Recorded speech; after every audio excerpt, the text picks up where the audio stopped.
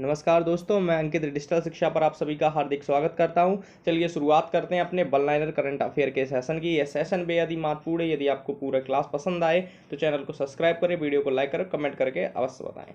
चलिए, आपसे पहले पूछा गया है कि भारत और किस देश ने अगले 8 से 10 वर्षों में सालाना 12 चीतों को पेश करने के लिए समझौते पर हस्ताक्षर किए हैं? बताइएगा किस देश ने। आपको याद होगा पिछली साल जो चीते आए थे वो कहाँ से आए थे? साउथ अफ्रीका से आए थे। तो याद रखिएगा इसका आंसर क्या है? तो साउथ अफ्रीका, यानी कि भारत और साउथ अफ्रीका ने अगले 8 से 10 वर्षों में सालाना कितने चीते? तो चीतों की संख्या याद रखिए 12 चीते। 12 चीते पेश करने के समझौते पर हस्ताक्षर किए हैं। याद रखिएगा अगर चीते से संबंधित क्वेश्चन है, आपका साउथ अफ्रीका है, और याद रखिएगा बेहद ही महत्वपूर्ण है, क्वेश्चन आपसे पूछा जा सकता है। देखिए अब आगे क्वेश्चन आपसे पूछा गया है नंबर 2 पे कि भारत और किस देश ने हाल ही में प्रवासन और गतिशीलता सम्मेलन पर हस्ताक्षर किए? देखिएगा याद रखिएगा कि भारत और जर्मन ने, कौन ने? भारत और जर्मनी ने प्रवासन और गतिशीलता सम्मेलन पर हस्ताक्षर किए हैं। याद रखिएगा किसने? तो भारत और जर्मनी ने। किसने? तो भारत और जर्मनी ने प्रवासन और गतिशीलता सम्मेलन पर हस्ताक्षर किए हैं। याद रखिएगा। देखिएगा अब यहाँ पे ये बेहद ही महत्वपूर्ण है। ये क्वेश्चन आपसे कहीं ना कहीं जरूर पूछा जाएगा कि भारत और किस देश ने हाल ही में संयुक्त स्मारक डाक टिकट जारी किया है?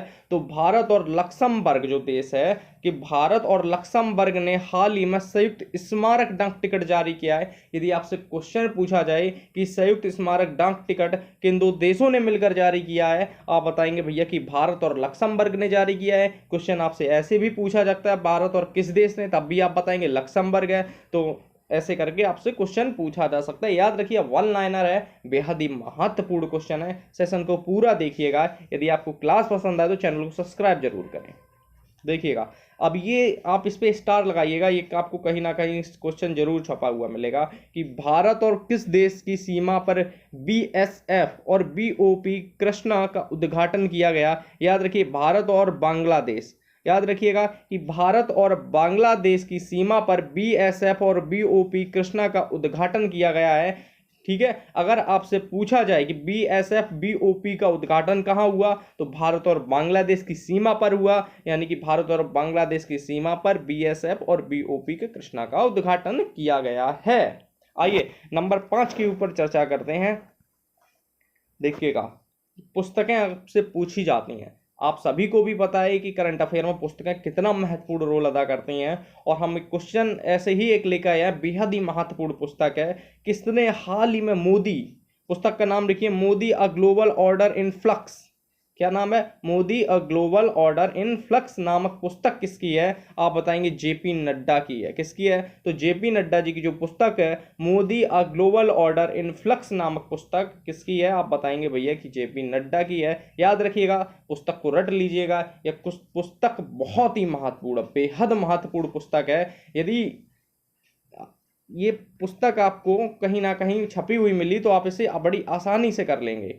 देखिएगा नंबर 6 कि किसने क्रॉनिकल ऑफ सेंट्रल कमांड पुस्तक का विमोचन किया? एक और पुस्तक आपसे, तो जनरल मनोज पांडे। यानी कि जनरल मनोज पांडे वर्तमान में किस पद पर हैं और किसके चीफ हैं? ये बताइएगा आप। और इनकी जो पुस्तक है क्रॉनिकल ऑफ सेंट्रल कमांड, ये भी बेहद महत्वपूर्ण पुस्तक है। याद रखिएगा क्रॉनिकल ऑफ सेंट्रल कमांड। याद रखिएगा क्रॉनिकल ऑफ सेंट्रल कमांड पुस्तक किसकी है? आप बताएंगे जनरल मनोज पांडे की है। यानी कि क्रॉनिकल ऑफ सेंट्रल कमांड किसकी पुस्तक है? आप बताएंगे जनरल मनोज पांडे की है। यह कौन है? आप बताएंगे आर्मी के हेड हैं ये इस समय, आर्मी के चीफ हैं ये इस समय, कि जनरल मनोज पांडे। यानी कि इनकी पुस्तक क्रॉनिकल ऑफ सेंट्रल कमांड इनकी पुस्तक है। याद रखिएगा पुस्तकें बेहद ही महत्वपूर्ण है।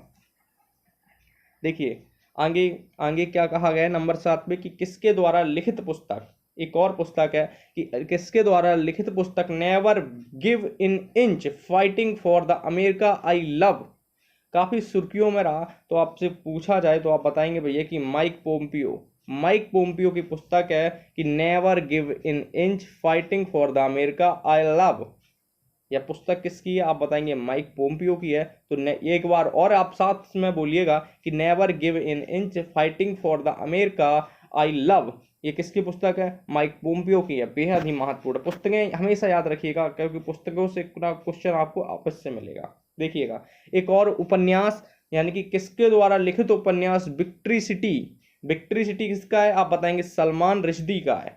यानी कि विक्ट्री सिटी किसका है? सलमान रुश्दी का उपन्यास है। अगर पूछा जाए भैया बताइए कि विक्ट्री सिटी किसका उपन्यास है, आप बताएंगे सलमान रुश्दी का उपन्यास है। याद रखिएगा यह बेहद ही महत्वपूर्ण, इसलिए हमने आज कुछ रैंक भी यहाँ से देखी है। हमने जो यह सेशन है हमारा, इसमें हमने रैंक को भी शामिल किया है, हमने पुस्तकों को भी शामिल किया है, और जो महत्वपूर्ण आयोजन हुए उनको भी शामिल किया। इसलिए सेशन बेहद महत्वपूर्ण है। क्लास को पूरा देखिएगा। यदि क्लास पसंद आए तो चैनल को सब्सक्राइब जरूर करें। ठीक है, देखिए आ गया पासपोर्ट सूचकांक 2023 में भारत कौन से स्थान पर रहा। आप बताएंगे कि पासपोर्ट सूचकांक 2023 में भारत का जो स्थान है वो 144वां स्थान है। कौन सा स्थान है भारत का? तो बताएंगे पासपोर्ट सूचकांक में भारत का 144वां स्थान है। याद रखिएगा कौन सा? 144वां। किस सूचकांक में? पासपोर्ट सूचकांक में। याद रखिएगा आपसे पास ये सूचकांक अवश्य ही पूछा जाएगा। यह सूचकांक से संबंधित क्वेश्चन, पुस्तकों से संबंधित क्वेश्चन, युद्धाभ्यास से संबंधित क्वेश्चन, बीएसएफ आर्मी जो कार्यक्रम होते हैं ये आपसे अवश्य पूछे जाते हैं, इसलिए इनको जरूर याद रखिएगा। इसीलिए हम आपका यह वन लाइनर सेशन चला रहे हैं, क्योंकि उसमें हम बहुत ही महत्वपूर्ण टॉप क्वेश्चन उठाते हैं ऊपर के। इसलिए याद रखिएगा पासपोर्ट सूचकांक 2023 में भारत का 144वां स्थान है। अब वैश्विक आतंकवाद सूचकांक 2023 में भारत का स्थान कौन सा है? आप बताएंगे 13वां स्थान है। यानी कि वैश्विक आतंकवाद सूचकांक 2023 में भारत का कौन सा स्थान है? आप बताएंगे 13वां स्थान है। कौन सा स्थान है? तो बताएंगे भैया कि 13वां स्थान है वैश्विक आतंकवाद सूचकांक में भारत का। देखिएगा अब क्वेश्चन नंबर 11 आपसे पूछा गया है कि बताइए कि वर्ल्ड एयर क्वालिटी रिपोर्ट 2022 दुनिया के सबसे प्रदूषित देशों में भारत का कौन सा स्थान है। इसमें आप बताएंगे भैया कि वर्ल्ड एयर क्वालिटी रिपोर्ट जो 2022 की है, इसमें बताएगा कि दुनिया के सबसे प्रदूषित देशों में भारत का जो स्थान है वो 8वें नंबर का स्थान। किस नंबर का? तो भारत 8वें नंबर का सबसे प्रदूषित देश है। याद रखिएगा भारत कौन सा? भारत जो है 8वें नंबर का है। आइए अब क्वेश्चन नंबर 12 के ऊपर चर्चा करते हैं। देखिएगा आपसे क्वेश्चन नंबर 12 में पूछा गया कि भैया बताइए कि साल 2023 में क्रिप्टो को अपनाने के लिए तैयार सबसे बड़े राष्ट्र की सूची में भारत कौन सा स्थान रहा।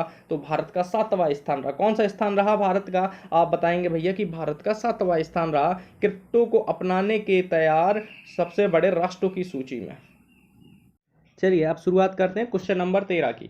देखिए क्वेश्चन नंबर 13 में आपसे पूछा गया है कि कौन सा मंदिर अनुष्ठान कर्तव्यों के लिए रोबोट हाथी को शामिल करने वाला भारत का पहला मंदिर बना है। बताइएगा कि ऐसा कौन सा मंदिर है भारत का जो अनुष्ठान कर्तव्यों को करने हेतु रोबोट हाथी का प्रयोग करेगा। आप बताएंगे भैया कि श्री कृष्ण मंदिर इराजपिल्ली का है। ठीक है, इरंजाद पिल्ली का जो मंदिर है श्री कृष्ण मंदिर है। ठीक है, आइएगा क्वेश्चन नंबर 14 आपसे पूछा गया है भैया कि किस देश के ऐतिहासिक बंदरगाह शहर ओडेसा को यूनेस्को की विश्व विरासत सूची में शामिल किया गया। यह बेहद ही चर्चित रहा। पिछली साल जब आपने देखा था रूस और यूक्रेन के मध्य युद्ध हो रहा था तो ओडेसा का नाम बार बार निकल के आ रहा था। यानी कि यह शहर कहाँ का है? यूक्रेन का शहर है, जो अब यूनेस्को की विश्व विरासत सूची में शामिल कर लिया गया है। आइए क्वेश्चन नंबर 15 की ओर चर्चा करते हैं।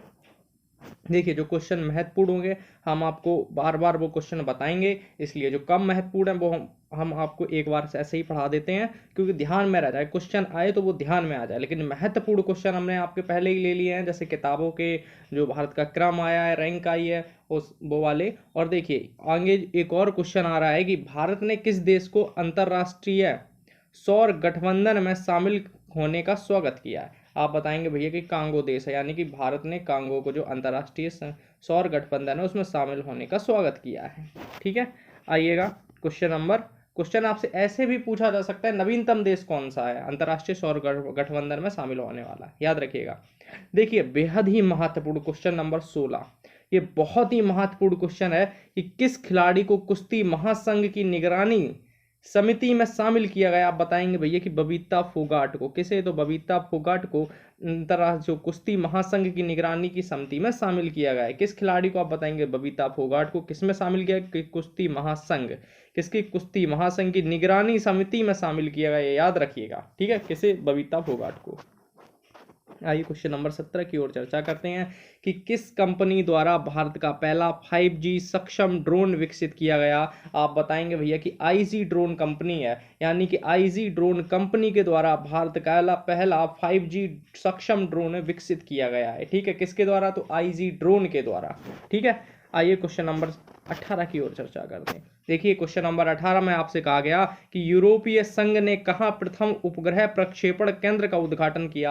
आप बताएंगे भैया कि स्वीडन। कहाँ पे किया? तो स्वीडन में किया। यूरोपीय संघ ने स्वीडन में प्रथम उपग्रह प्रक्षेपण केंद्र का उद्घाटन किया, याद रखिएगा। कहाँ पे? स्वीडन में किया। किसने किया? यूरोपीय संघ ने किया। कौन सा? कहते हैं प्रथम उपग्रह प्रक्षेपण केंद्र। कहाँ? स्वीडन में। किसने? यूरोपीय संघ ने, याद रखिएगा, ठीक है। आइए आज का हमारा 19वां क्वेश्चन है।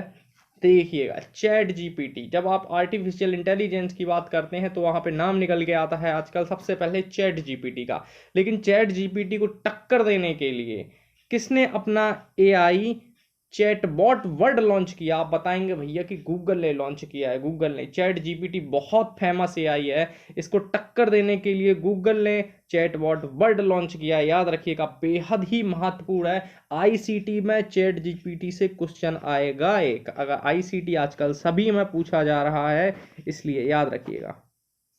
देखिए आज का हमारा लास्ट क्वेश्चन कि किस केंद्रीय मंत्री द्वारा डिजिटल भुगतान उत्सव लॉन्च किया गया? आप बताएंगे भैया कि अश्विनी वैष्णव के द्वारा लॉन्च किया गया।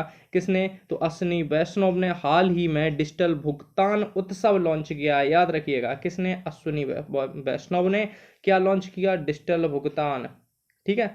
डिजिटल भुगतान उत्सव लॉन्च किया। किसने किया? अश्विनी वैष्णव ने। अश्विनी वैष्णव कौन है? एक केंद्रीय मंत्री। यदि आपको क्लास पसंद आई हो तो चैनल को सब्सक्राइब जरूर करें और वीडियो को लाइक करें, कमेंट करें और कमेंट करके अपना फीडबैक अवश्य दें। और आगे हमारी